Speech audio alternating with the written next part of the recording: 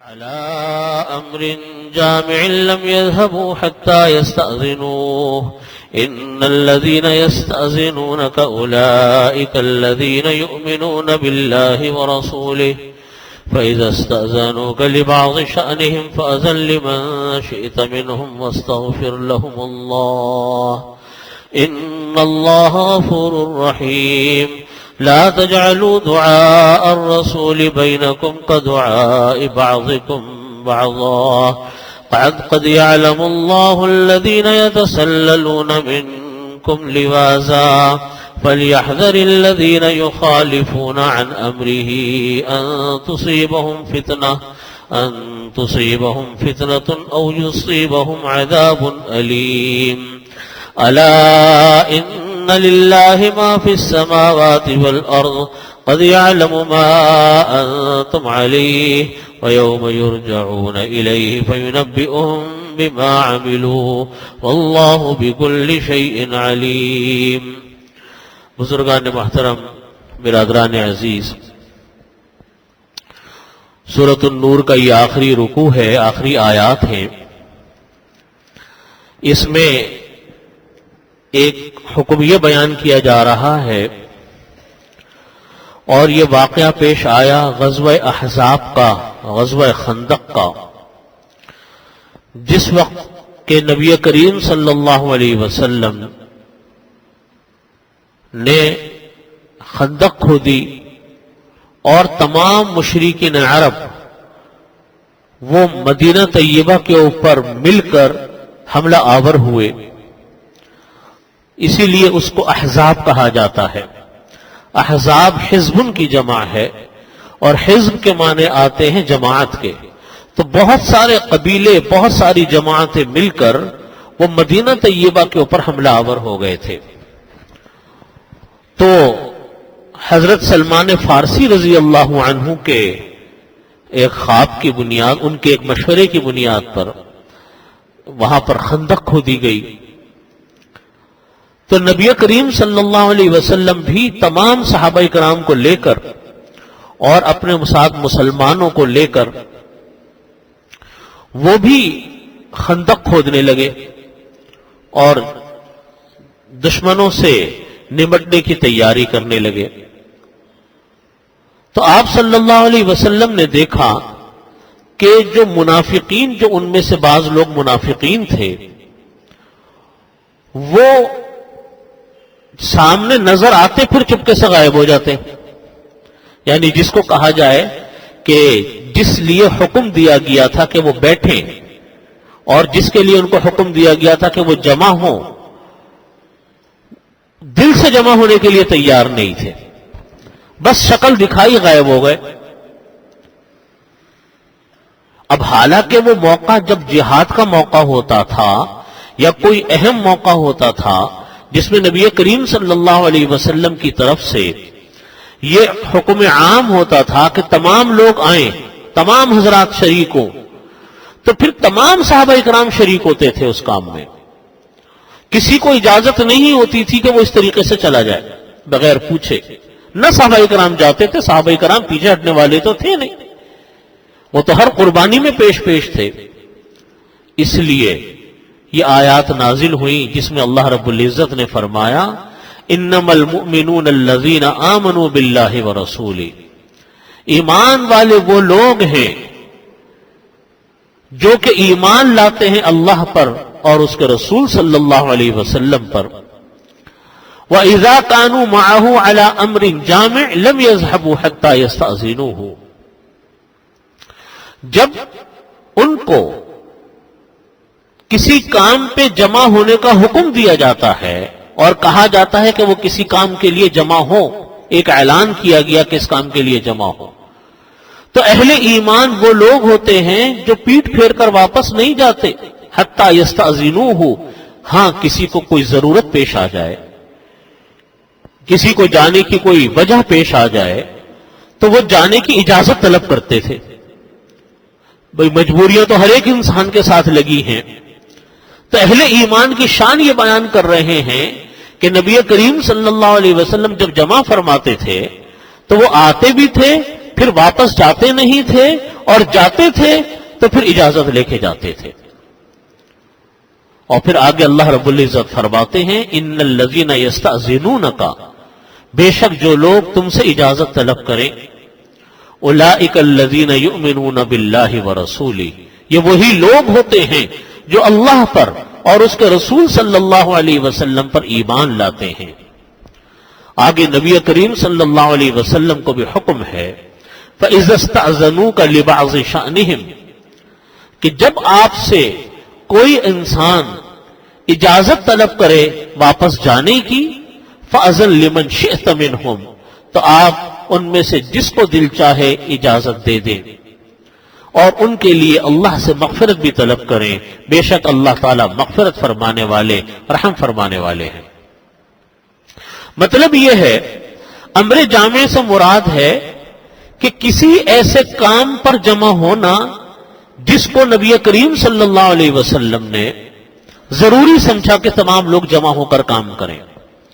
جیسے جہاد کے موقع ہوتے تھے تو آپ صلی اللہ علیہ وسلم صحابہ کرام کو جمع فرماتے تھے، یا کوئی مشورہ ہوتا تھا آپ صلی اللہ علیہ وسلم سب کو جمع فرماتے تھے، کوئی اہم موقع ہوتا تھا آپ صلی اللہ علیہ وسلم سب کو جمع فرماتے تھے.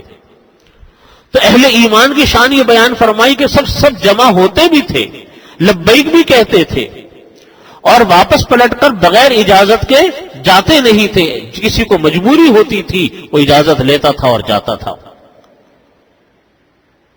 اور آپ صلی اللہ علیہ وسلم کو بھی فرمایا کہ آپ سے کوئی اجازت طلب کرے تو آپ کا دل چاہے تو ان کو اجازت دے دے، دل چاہے تو اجازت نہ دے، اور ان کے لیے مغفرت کریں. مغفرت کی دعا کرنے کا حکم اس لیے دیا گیا کہ ان لوگوں نے بہرحال دنیا کے کام کو دین کے کام کے اوپر ترجیح دی کہ وہ واپس جانے کے لیے تیار ہو گئے.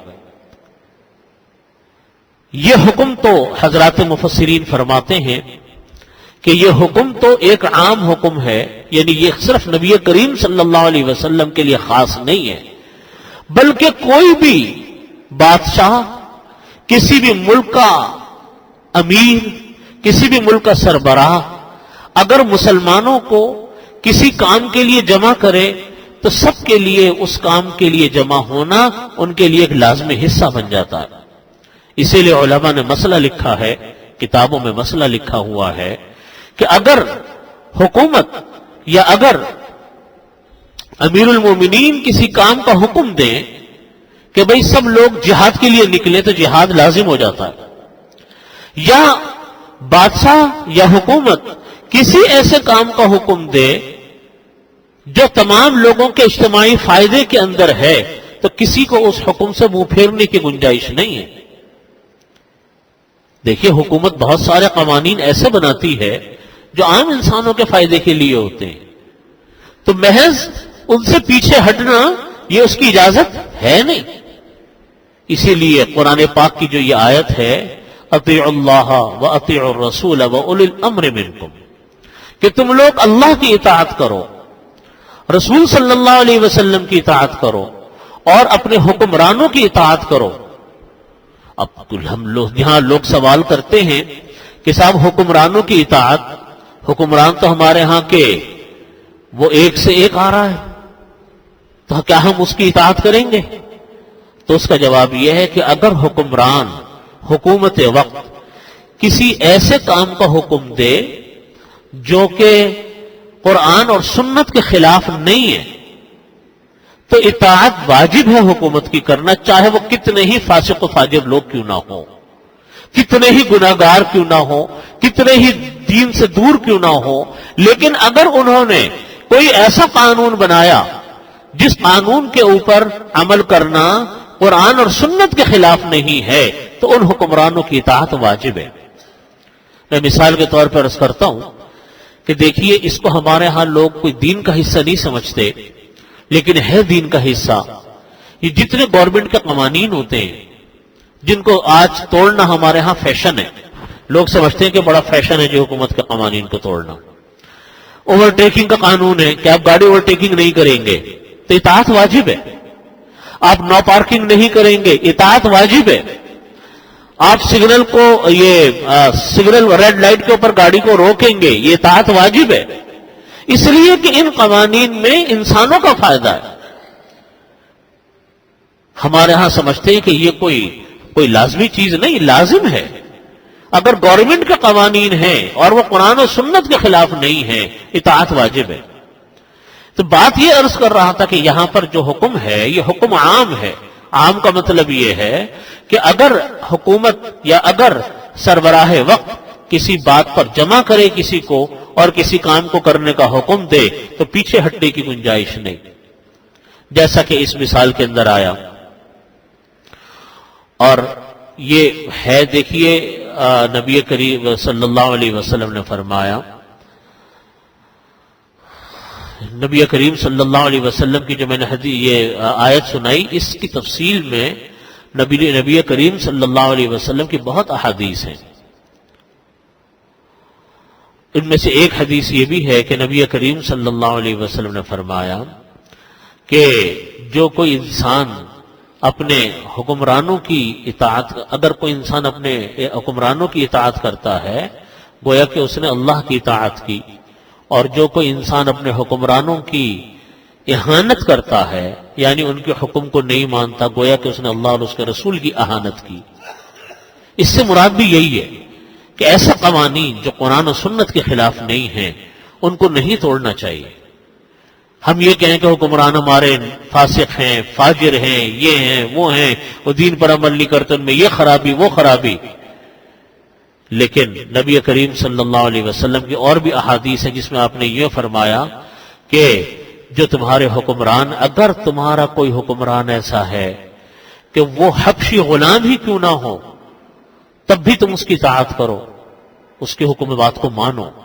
یہ بات اس لیے عرض فرمائی نبی کریم صلی اللہ علیہ وسلم نے کہ اگر حکومت کے خلاف عمل کرنے کو، اگر عمل کرنا رواج پا گیا، رواج پکڑ گیا، تو پھر پوری مملکت کا نظام ختم ہو جاتا ہے، جیسا آج ہمارے ہاں ہو رہا ہے۔ ہمارے ہاں فیشن ہے حکومت کی مخالفت کرنا، بڑی بہادری سمجھا جاتا ہے حکومت کی مخالفت کرنا۔ بہادری تو ہے لیکن نظام تلپٹ ہو گیا، آپ کا نظام خراب ہو گیا، لوگوں کی نہ جان محفوظ رہی، نہ لوگوں کا مال محفوظ رہا، نہ لوگوں کی آبرو اور عزت محفوظ رہی، کیونکہ ایک فیشن ہے حکومت کے خلاف کام کرنا۔ اس لیے اس کو منع فرمایا کہ ایسا کام مت کرو کہ جس کے اندر اپنے امیر کی اطاعت، اپنے امیر کے حکم اور حکمرانوں کی خلاف ورزی لازم آئے۔ اطیعوا اللہ واطیعوا الرسول واولی الامر منکم کا یہی مطلب ہے۔ لا تجعلوا دعاء الرسول بینکم کدعاء بعضکم بعضا، فرمایا کہ تم جب تمہیں ایک اصول بیان کر رہے ہیں کہ جب نبی کریم صلی اللہ علیہ وسلم تم کو بلائیں تو فوراً حاضر ہو۔ فوراً حاضر ہونے کا مطلب یہ ہے کہ تم رسول کریم صلی اللہ علیہ وسلم کی اطاعت میں فوراً آگے بڑھو، اس میں دیر مت کرو، اور یہ مت سمجھو کہ اللہ کے نبی نے بلایا ہے تو اللہ کے نبی کا بلانا ایسا ہے جیسا کہ ہم نے ایک دوسرے کو بلا لیا۔ اس کی بات کو اہمیت دو، ان کی بات کے اوپر لبیک کہو، اور یہ مت سمجھو کہ جیسا ہم نے ایک دوسرے کو بلا لیا وہ بلا لیا۔ اور دوسرا اس کا ایک مطلب اور بھی ہے کہ اگر تم لوگ پکارو نبی کریم صلی اللہ علیہ وسلم کو، یعنی عام انسان پکارے نبی کریم صلی اللہ علیہ وسلم کو، تو اتنے ادب اور احترام سے نام لو، اتنے تہذیب اور شائستگی سے نام لو، اور یہ مت سمجھنا کہ جیسا ہم نے ایک دوسرے کو بلا لیا سر ہم نے اللہ کے نبی کو پکار لیا، نہیں، اس طریقے سے مت آواز دو، بلکہ ان کی شان کے مطابق آواز دو، ان کی شان کے مطابق پکارو۔ یہ دونوں مطلب بیان فرمائے گئے۔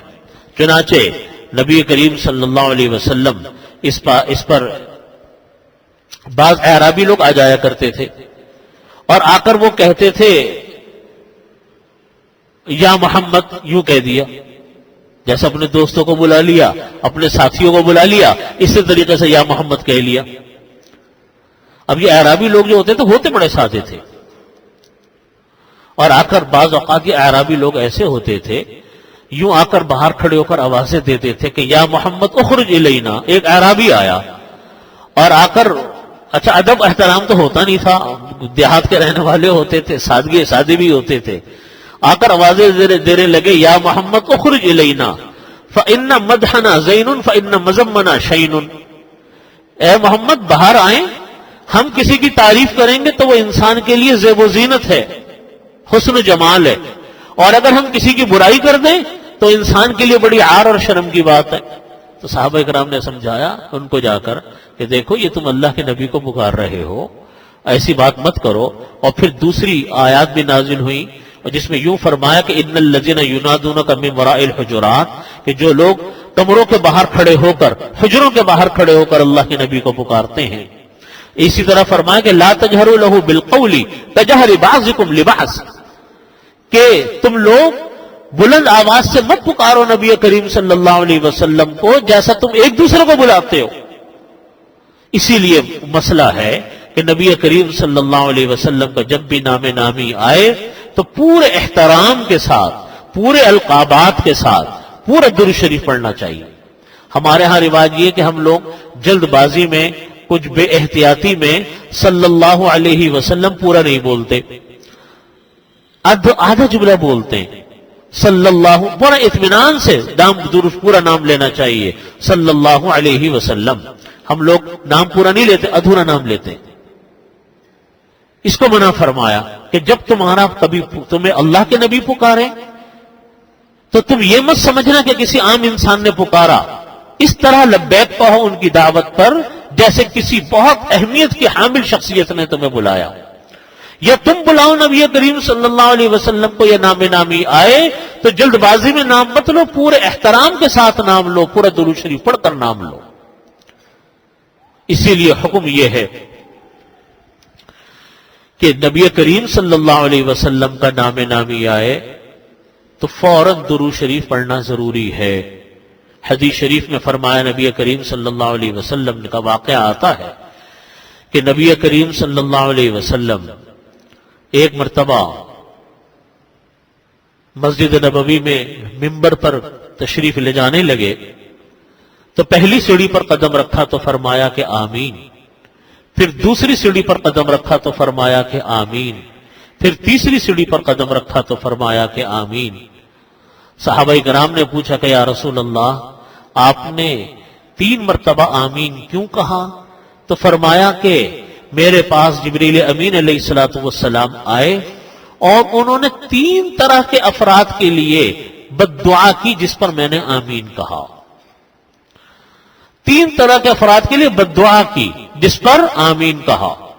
بد دعا دینے والے جبریل امین علیہ السلام، آمین کہنے والے نبی کریم صلی اللہ علیہ وسلم. مقام کون سا؟ ممبر رسول صلی اللہ علیہ وسلم، جس کے بارے میں آتا ہے کہ ما بین ممبری و روضتی روضۃ من ریاض الجنہ، میرے ممبر اور میرے روضے کے درمیان کی جو جگہ ہے یہ ریاض الجنت ہے، جنت کے باغوں میں سے ایک باغ ہے. وہاں ان 3 طرح کے انسانوں کے لیے بد دعائیں ہو رہی ہیں. فرمایا کہ ایک وہ انسان جس کے سامنے میرا نام نامی لیا جائے اور وہ مجھ پر درود شریف نہ بھیجے، اس کے لیے بد دعا کی جس پر میں نے کیا کہا؟ آمین کہا. فرمایا دوسرا وہ انسان جس کو ماں باپ ملے، بوڑھے ماں باپ ملے اور پھر بھی اس نے ان سے جنت نہیں کمائی. یہ اتنی بڑی محرومی ہے. فرماتے کہ اس پر میں نے آمین کہا اور جبریل امین علیہ السلام نے اس پر دعا کی اور میں نے آمین کہا. اور فرمایا کہ تیسرا وہ انسان جس کو رمضان کا مہینہ دست ملا اور وہ گزر بھی گیا اور پھر بھی اس نے اپنے لیے مغفرت نہیں کی، تو فرمایا اس کے لیے بھی بد دعا کی جس پر میں نے آمین کہا. تو یہ نامی جب نبی کریم صلی اللہ علیہ وسلم کا آتا ہے تو یہ نامی آنے کے بعد ایسے موقع پر درود شریف پورا پڑھنا چاہیے. تو یہ 2 مطلب ہو گئے اس آیت کے. ایک مطلب یہ ہو گیا کہ جب تمہیں نبی کریم صلی اللہ علیہ وسلم بلائیں تو تم اس حکم کو عام حکم مت سمجھو، فوراً لبیک کہو. اب ہم یہ کہتے ہیں کہ ہمیں کیسے بلائیں گے نبی کریم صلی اللہ علیہ وسلم؟ یہ تو بات صحابہ کرام کی ہے. تو اس کا جواب یہ کہ بات صحابہ کرام کی ضرور ہے، لیکن حکم نبی کریم صلی اللہ علیہ وسلم کا وہ تو قیامت تک کے لیے ہے نا، وہ صرف صحابہ کرام کے لیے تو نہیں تھا، پوری امت محمد علیہ صاحب الصلاۃ والسلام کے لیے تھا۔ تو اس زمانے میں، جس زمانے میں ہم ہیں، یا بعد کے آپ کے بعد کے زمانے سے لے کر قیامت تک کے لوگوں کے سامنے، جب بھی نبی کریم صلی اللہ علیہ وسلم کا کوئی حکم ہو، کوئی حدیث ہو، تو اس کو توجہ سے سننا چاہیے، احترام سے سننا چاہیے۔ کبھی کوئی انسان کوئی حدیث سنا دیتا ہے تو اس حدیث کو پورے احترام کے ساتھ سنیں، اس کو لگے آپ کے قول سے، آپ کے عمل سے، ہمارے طرز عمل سے یہ لگے کہ ہاں کسی بہت بڑی شخصیت کا ذکر ہوا اور اس کے اوپر ہم نے گردن جھکا کر اس بات کو سنا۔ یہ بھی مطلب ہے اس کا کہ یہ نہیں ہے کہ ہمارے سامنے اگر کوئی حدیث سنا دی، کوئی اللہ رب العزت کی کلام پاک کی آیتیں سنا دی، ہم نے ایسی سنی انسنی کر لی جیسے عام انسانوں کی بات کی سنی انسنی کرتے ہیں۔ یہ توہین ہے نبی کریم صلی اللہ علیہ وسلم کے فرمان کی۔ اگر کوئی سنا رہا ہے تو توجہ سے سنو۔ اسی لیے آپ نے پڑھا ہوگا، سنا ہوگا کہ قرآن پاک کی تلاوت اگر ایسی جگہ پر ہو رہی ہو جس جگہ پر لوگ توجہ سے قرآن کریم کو سن نہیں رہے، تو حکم یہ کہ تلاوت نہیں کرنی چاہیے۔ کیوں؟ اس لیے کہ توہین ہو رہی ہے۔ وہاں سناؤ کلام پاک، یا وہاں سناؤ احادیث مبارکہ جہاں لوگ ہمتن گوش ہوں، ہمتن متوجہ ہوں قرآن پاک کی طرف اور حدیث شریف کی طرف۔ یہ ادب سکھلایا۔ دیکھیے، ایک بات ہوتی ہے عمل نہ کرنا، وہ تو ہر انسان کی ہر انسان کی ایک اہمیت کی بات ہے کہ وہ کتنی اہمیت دیتا ہے عمل کے اعتبار سے، لیکن اپنے بات کو سننا تو چاہیے، بات کو توجہ تو کرنی چاہیے۔ مسلمان کی شان یہ کہ بات کی توجہ تو کرے۔ یہی حکم حدیث کا، یہی حکم کلام پاک کا، یہی حکم اللہ رب العزت کی دوسری جیسے اذان ہے، یہ دوسری چیزیں ہیں، یہ سب اللہ کے احکامات ہیں، اس کو انسان کو توجہ سے سننا چاہیے۔ یہ بڑی توہین کی بات ہے جو آج ہمارے ہاں رواج چل پڑا۔ جہاں کوئی حدیث سنائی، جہاں کوئی قرآن پاک کی آیت سنائی، فوراً ایک اعتراض داغ دیا۔ ایک ہوتا ہے حدیث شریف سننا یا آیتوں کو سن کر اس کے بارے میں سوال کرنا سمجھنے کے لیے، اس میں تو کوئی حرج کی بات نہیں، وہ تو اچھی بات ہے کہ بھئی ایک آدمی کہتا ہے کہ میں اس کا مفہوم پوری طرح نہیں سمجھ سکا، آپ ذرا اس حکم کو تفصیل سے بتا دیجئے، اس آیت کا، اس حدیث شریف کا مطلب مجھے ذرا وضاحت سے بتا دیں، اس میں تو کوئی حرج کی بات نہیں۔ لیکن ایک طبقہ ہمارا وہ ہوتا ہے جو حدیث کا حکم سن کر یا آیتوں کا حکم سن کر فوراً ایک اعتراض داغ دے گا آپ کے اوپر، اور ایک بحث مباحثے کے لیے تیار۔ میں اس کو سمجھتا ہوں کہ یہ قرآن پاک کی توہین ہے۔ ایک ہے سمجھنا، سمجھنے کے لیے بات کرنا، اس کا انداز ہی الگ ہوتا ہے، وہ تو طلب علم ہے، اس میں کوئی حرج کی بات نہیں، 10 مرتبہ پوچھے، 100 مرتبہ پوچھے۔ اور ایک ہے کہ اعتراض برائے اعتراض، کہ قرآن کا حکم آیا، حدیث کا حکم آیا، بس اب سوالات کی بوچھاڑ ہے۔ اب ایک صاحب کہنے لگے کہ جی یہ جو قرآن پاک کی آیت آتی ہے جس کے اندر ذبیحہ کا حکم دیا اللہ رب العزت نے کہ تم ذبح کیا کرو، اور پھر ذبح کا طریقہ آتا ہے، تو اب بحث شروع۔ کہنے لگے کہ یہ کیسے ممکن ہوگا، یہ تو ممکن ہی نہیں ہے۔ ارے بھائی کہاں ممکن نہیں ہے، کہاں ذبیحہ ممکن نہیں ہے؟ جہاں مسلمان رہتے ہیں اور حلال ذبیحہ کرنا چاہتے ہیں وہاں کرتے ہیں، ہندوستان میں رہتے ہوئے کرتے ہیں، یورپ کے اور دوسرے کرسچین ممالکوں میں کرتے ہیں، عیسائیوں کے اور یہودیوں کے ملکوں میں لوگ کرتے ہیں۔ لیکن جس کو عمل نہیں کرنا ہوتا وہ ہزار بحث کرتا ہے۔ اس کو قرآن کریم میں فرمایا کہ لا تجعلوا دعاء الرسول بینکم کدعاء بعضکم بعضا، کہ نہ پکارو تم لوگ اللہ کے رسول کو آپس میں جیسا کہ تم ایک دوسرے کو پکارتے ہو۔ یا دوسرا مطلب اس کا یوں بھی کر سکتے ہیں، ترجمہ یوں بھی کر سکتے ہیں کہ نہیں ہے تم لوگوں کا رسول کریم صلی اللہ علیہ وسلم کا بلانا، یعنی وہ تمہیں بلائیں کسی کام کے لیے تو ایسا نہیں ہے جیسا کہ ایک دوسرے میں سے تم نے ایک دوسرے کو بلا لیا، بلکہ رسول کریم صلی اللہ علیہ وسلم کے بلانے کی ایک اہمیت ہے۔ قد یعلم اللہ الذین یتسللون منکم لواذا، اللہ تعالیٰ اچھی طرح جانتے ہیں الذین یتسللون منکم لواذا، کہ کون تم میں سے وہ لوگ وہ ہیں جو شکل دکھا کر غائب ہو جاتے ہیں۔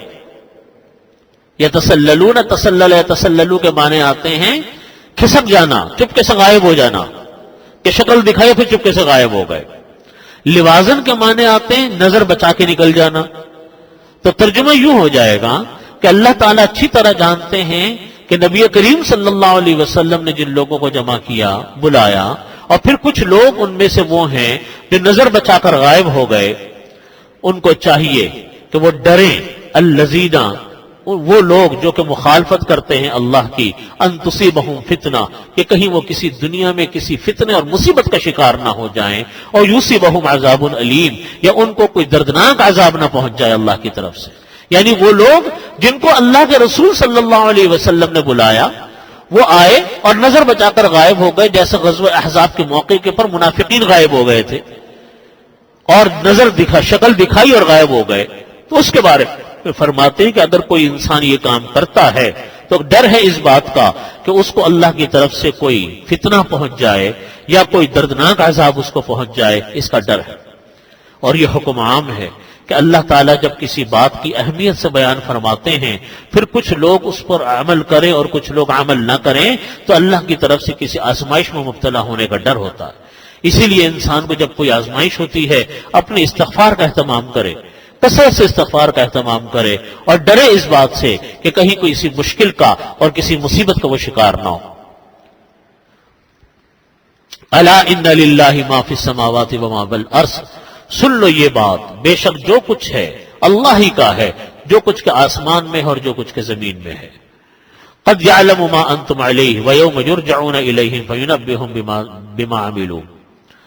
قد یعلم ما انتم علیہ، اللہ تعالیٰ کو یہ بات اچھی طرح پتہ ہے کہ جس حالت پر تم لوگ ہو، یعنی یہ بات نہیں ہے کہ تم یہ سمجھو کہ اللہ تعالیٰ سے ہم کوئی بات چھپا لیں گے، اپنے دل کی کیفیت کو ہم کوئی چھپا لیں گے اللہ تعالیٰ سے۔ اللہ تعالیٰ فرماتے ہیں کہ دل کی کیفیت کو تم ہم سے نہیں چھپا سکتے۔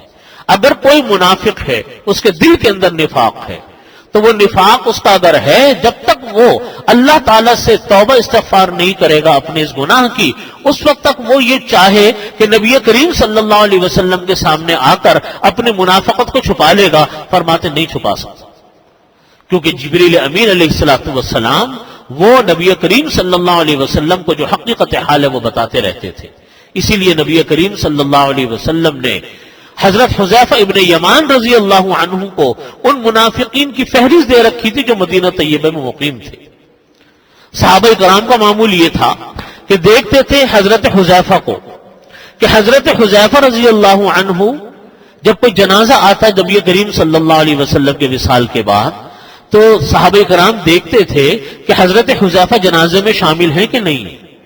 اگر حضرت حذیفہ جنازے میں شامل ہوتے تو سمجھ جاتے تھے کہ کسی مسلمان پہ جنازہ ہے، اور دیکھتے تھے کہ حضرت حذیفہ نکل گئے تو سارے صحابہ کرام بھی نکل جاتے تھے، وہ سمجھ جاتے تھے کہ کسی منافق کا جنازہ ہے۔ تو اللہ کے نبی سے کوئی انسان چاہے کہ اپنے دل کی کیفیت چھپا لے، ایسا نہیں ہو سکتا۔ یہی حال آج ان لوگوں کا بھی ہے جو لوگ نفاق عملی کا شکار ہیں۔ دیکھیے، ایک منافق وہ ہوتے تھے جو نبی کریم صلی اللہ علیہ وسلم کے زمانے میں منافق تھے۔ وہ تو وہ لوگ تھے کہ اندر کفر چھپا ہوا تھا اور ظاہر اپنے آپ کو مسلمان کرتے تھے۔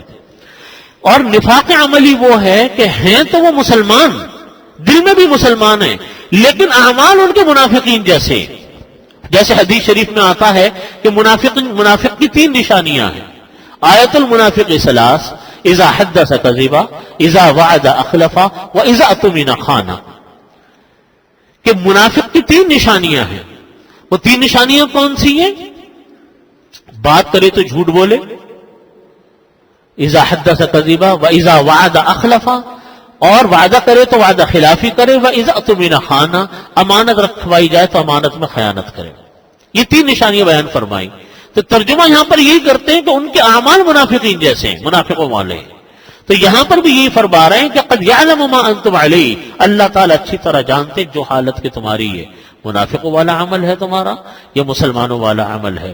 وَيَوْمَ يُرْجَعُونَ إِلَيْهِ فَيُنَبِّئُهُم بِمَا عَمِلُوا، فرماتے جس دن کہ تم لوگ لوٹ کر اللہ کی طرف لوٹائے جاؤ گے، اس دن تم کو یہ بات پتہ چل جائے گی جو کام تم دنیا میں کرتے تھے۔ کیا مطلب ہے کام دنیا میں کرنے کا؟ کہ کون سا کام اللہ کے لیے کرتے تھے، کون سا کام دنیا کے لیے کرتے تھے. یہ بات تم کو پتا چلے گی کب؟ جب تم اللہ کے پاس پہنچو گے. دیکھیے کتنے سارے اب یہ معاملہ انسان اور بندے کا ہوتا ہے، اس کے علاوہ کسی کا نہیں ہوتا. انسان اور بندے کا. اللہ کے سامنے بندہ جب حاضر ہوگا، اللہ رب العزت کی بارگاہ میں جب انسان جائے گا، اس وقت انسان کو پتا چلے گا کہ میں نے دنیا میں کون سا کام اللہ کے لیے کیا تھا، کون سا کام میں نے انسانوں کو اور دنیا کو راضی کرنے کے لیے کیا تھا. یہ مطلب ہے اس آیت کا. جس دن تم لوٹائے جاؤ گے اللہ کی طرف، بس اس دن تم کو پتا چلے گا کہ کون سا کام تم لوگ کیا کرتے تھے. اب اس کی کیا پہچان ہے؟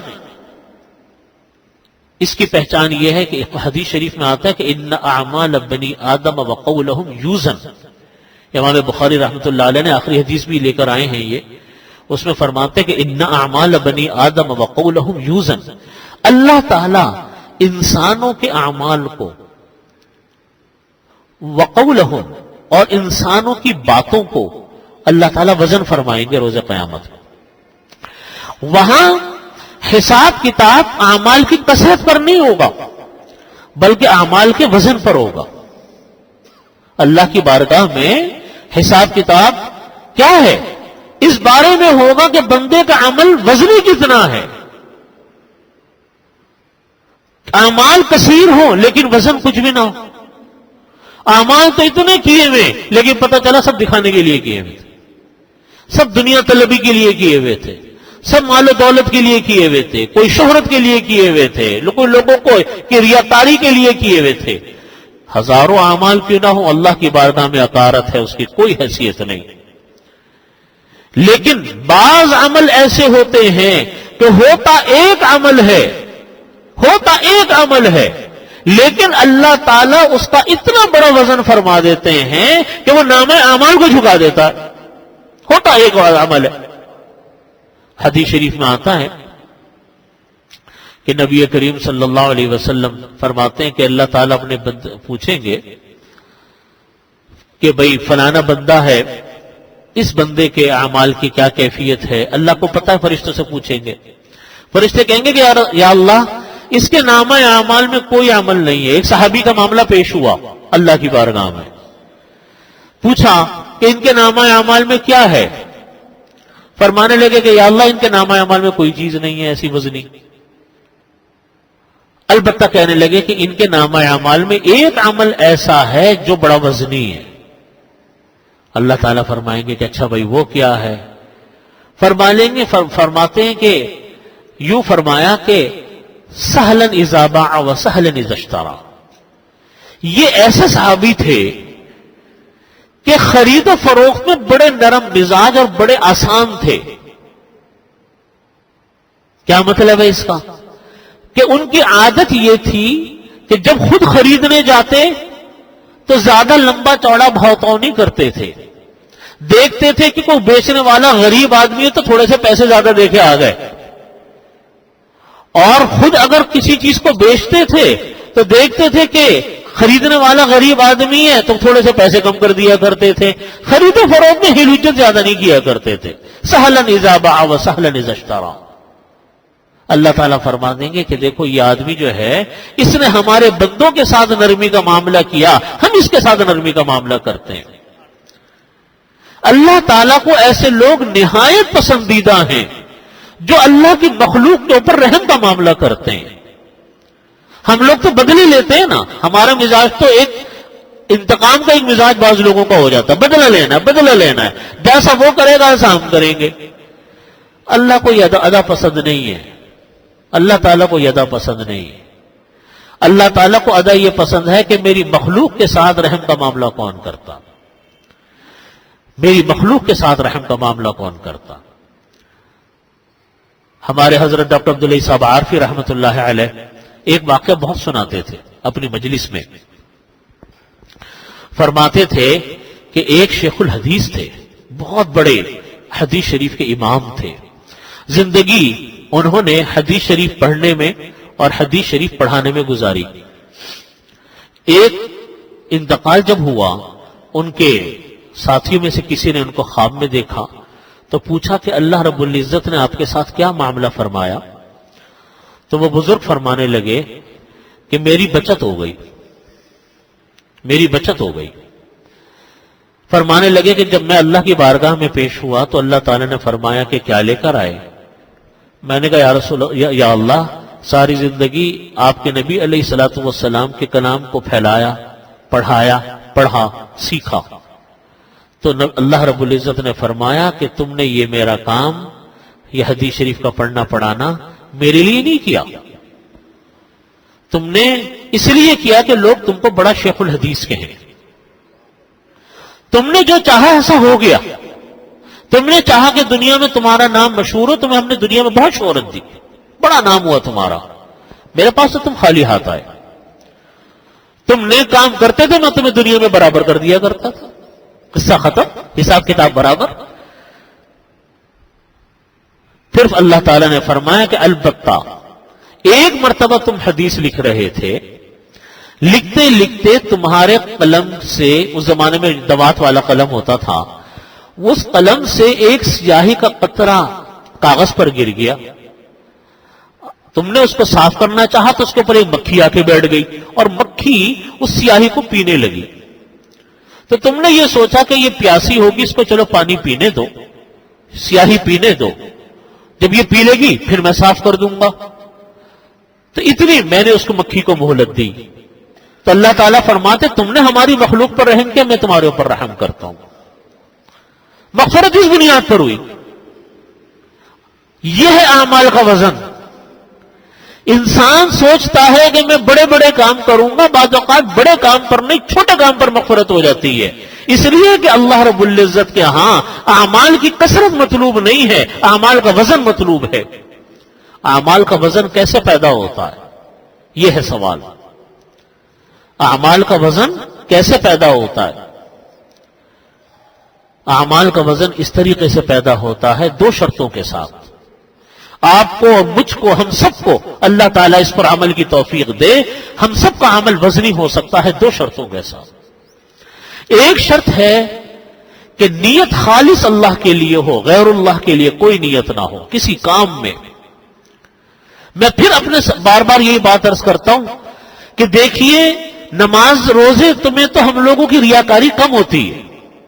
کون مسجد میں آ کر گھروں میں خواتین نماز اس لیے پڑھیں گے کہ مجھ کو لوگ نیک کہیں گے؟ کون پڑھے گا لوگوں کو خوش کرنے کے لیے؟ کوئی آئے گا کہ بھائی چلو میں مسجد اس لیے جا رہا ہوں جب محلے والے دیکھیں گے بھائی بڑا پکا نمازی ہے؟ کون پڑھتا؟ کون روزے اس لیے رکھتا؟ عبادات کے اندر ریاکاری کم ہوتی ہے، لیکن معاشرت کے کاموں میں، خاندانی اور رہن سہن اور اپنے عزیز رشتہ دار ملنے جلنے والے لوگوں میں ریاکاری سب سے زیادہ ہوتی ہے۔ یعنی دین کا پہلو مغلوب ہو جاتا ہے اور دنیا کا پہلو غالب آ جاتا ہے۔ مثال لے لیں، آپ کے گھر میں کوئی مہمان آیا، آپ نے اس کے خاطر مدارات کی، حالانکہ یہ تو شریعت کا حکم ہے کہ آپ مہمان کا اکرام کریں، مہمان کی عزت کریں۔ فَلْيُكْرِمْ ضَيْفَهُ، حدیث شریف میں آتا ہے کہ اپنے مہمان کا اکرام کرو۔ کسی رشتہ دار کے گھر ملنے گئے، ملنے کا ایک ثواب ہے، حقوق العباد ہے۔ ایک رشتہ دار کے گھر جا رہے ہیں، دوسرے کے گھر جا رہے ہیں، بیمار کو پوچھنے جا رہے ہیں، تعزیت کرنے جا رہے ہیں، کسی کے گھر میں کوئی خوشی ہے تو مبارکباد دینے جا رہے ہیں۔ خاندان کے کتنے میل ملاپ ہوتے ہیں، ان میں اگر دنیا کا پہلو غالب آتا ہی ہے کہ ہم نے یہ کام دنیا کے لیے کرنا ہے کیونکہ ہمارا اس کے ساتھ تعلقات اچھے ہیں، یہ نیت کہ ہم یہ خالص اللہ کے لیے کر رہے ہیں، یہ نیت کم ہو جاتی ہے۔ کم ہوتی ہے کہ نہیں ہوتی؟ بہت کم ہوتی ہے۔ کہتے ہیں جی ہم بھی اس کے گھر گئے تھے، وہ بھی ہمارے گھر آیا تھا، ہم بھی اس کے گھر جائیں گے، وہ ہمارے یہاں شادی میں آیا تھا، ہم بھی اس کے یہاں شادی میں جائیں گے، وہ ہمارے گھر ملنے آیا تھا، ہم بھی ملنے جائیں گے، اس نے ہمیں تحفہ دیا تھا، ہم بھی تحفہ دیں گے۔ ابھی برابری آ گئی نا؟ آ گئی نہیں آ گئی برابری؟ یہ چیزیں معاشرت کے کاموں میں زیادہ پیدا ہو جاتی ہیں۔ تو یہاں حضرت تھانوی رحمۃ اللہ علیہ فرماتے ہیں کہ دیکھو، تم لوگ دوسروں کے جو حقوق ہیں ان کو تم اللہ کے لیے ادا کیا کرو، غیر اللہ کے لیے ادا مت کیا کرو۔ تو ہر کام میں بات عرض کیا کر رہا تھا، ہر کام اللہ کے لیے ہو، رشتہ داروں سے ملنا بھی اللہ کے لیے، معاف کرنا بھی اللہ کے لیے، کسی کے بیمار پرسی کے لیے جانا بھی اللہ کے لیے، کسی کے ہاں مبارکباد کے لیے جانا بھی اللہ کے لیے، کسی کے ہاں شادی میں شریک ہونا اللہ کے لیے، کسی کو اپنے گھر بلانا اللہ کے لیے، کوئی دوسری نیت نہیں، صرف اللہ کو راضی کرنے کے لیے کہ یا اللہ آپ کا حکم ہے کہ اپنے رشتہ داروں کے ساتھ، اپنے پڑوسیوں کے ساتھ، اپنے اعزا اقربا کے ساتھ حسن سلوک کرو، اس لیے کر رہا ہوں، کوئی دوسری نیت نہیں۔ یہی معاملہ عبادات میں ہے، یہی معاملہ معاشرت کے اندر ہے۔ تو پہلی شرط کیا ہے اعمال میں وزن پیدا ہونے کی؟ کہ عمل کس کے لیے ہو؟ صرف اور صرف اللہ کے لیے، غیر اللہ کے لیے کوئی کام نہیں۔ اور دوسری شرط ہے کہ عمل شریعت کے مطابق، شریعت کے ضابطے کے مطابق ہو، اپنی طرف سے ایجاد کردہ طریقے نہ اختیار کرنا۔ ایک انسان نے عمل تو بہت اللہ کے لیے کیا لیکن کیا غلط۔ یہ ہندو ہیں، یہ کوئی کم محنت کرتے ہیں؟ آپ ان کے مذہبی پیشواؤں کو دیکھیں، ان ہندوؤں کے، آپ کو نظر آئے گا کہ یہ ہمارے علماء سے زیادہ محنت کریں گے، جمنا کے کنارے کھڑے رہیں گے ہاتھ اٹھا کر سارا دن، بغیر سلاوا لباس ساری زندگی پہنیں گے، تجارت یہ نہیں کرتے، کاروبار یہ نہیں کرتے، ملازمت یہ نہیں کرتے، شادیاں یہ نہیں کرتے، تفریحوں میں یہ نہیں جاتے، دنیا سے کٹے ہوئے، کتنی مشکل زندگی، لیکن محنت کر رہے ہیں، لیکن اللہ کے بتایا ہوا طریقہ تو یہ نہیں ہے۔ اللہ کا بتایا ہوا طریقہ تو نبی کریم صلی اللہ علیہ وسلم کا ہے، کس طرح زندگی گزارنی ہے۔ تو دو شرطیں پوری ہو جائیں کہ عمل اللہ کے لیے ہو اور طریقہ کس کے مطابق ہو، شریعت کے مطابق اور سنت کے مطابق ہو، تو فرماتے ہیں کہ یہ عمل جو ہے انسان کا وہ ہوتا ہے جو نامہ اعمال میں وزن پیدا کرتا ہے۔ ان دو شرطوں میں سے کوئی ایک شرط نہیں ہوگی، عمل صحیح ہو لیکن نیت صحیح نہ ہو، نیت صحیح ہو عمل صحیح نہ ہو، عمل اعمال میں وزن پیدا نہیں ہوتا۔ اس لیے یہ آیت کا مطلب آپ سمجھ لیجئے کیا ہے، وَيَوْمَ يُرْجَعُونَ إِلَيْهِ، جس دن تم لوگ اللہ کی بارگاہ میں لوٹائے جاؤ گے، فَيُنَبِّئُهُم بِمَا عَمِلُوا، اس دن تم کو پتہ چلے گا تم نے دنیا میں کون سا عمل کس کے لیے کیا تھا، دنیا کے لیے کیا تھا یا اللہ کے لیے کیا تھا، سارا دودھ کا دودھ پانی کا پانی ہو جائے گا۔ واللہ بکل شیء علیم، اللہ ہر چیز کو جانتا ہے، اللہ کو تم دھوکہ نہیں دے سکتے، ہر چیز کو اللہ جاننے والا، تمہاری نیتوں کو اللہ جاننے والا، تمہارے اعمال کو اللہ جاننے والا، تمہارے اخلاص کو اللہ جاننے والا۔ اللہ تعالی ہمیں اس پر عمل کی توفیق عطا فرمائے۔ یہ سورۃ النور آج ختم ہو گئی، انشاءاللہ اب سورۃ الفرقان شروع ہوگی۔ البتہ اگلے اتوار کو میں یہاں نہیں ہوں گا، میرا کہیں سفر ہے، انشاءاللہ اگلے اتوار کو درس نہیں ہوگا، اس سے اگلے اتوار کو معمول کے مطابق انشاءاللہ سے۔ اللہم صلی علی محمد وعلی آل محمد کما صلیت علی ابراہیم، اللہم بارک علی محمد وعلی آل محمد کما بارکت علی ابراہیم وعلی آل ابراہیم انک حمید مجید۔